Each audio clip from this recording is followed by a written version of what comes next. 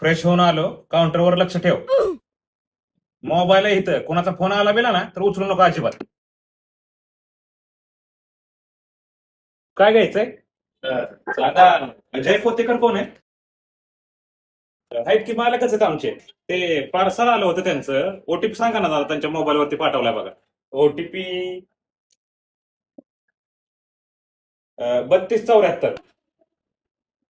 काय कोणाशी बोलतोय? कुरिअरवाला गेला वाटतं. तुमचं पार्सल आलंय. कसलं पार्सल? मी काहीच नाही मागवलं. मग ती पार्सल कोणाचं होतं?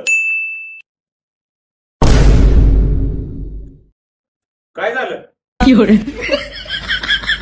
माझा फोन कशाला घेतला तू? ए, काय झालं?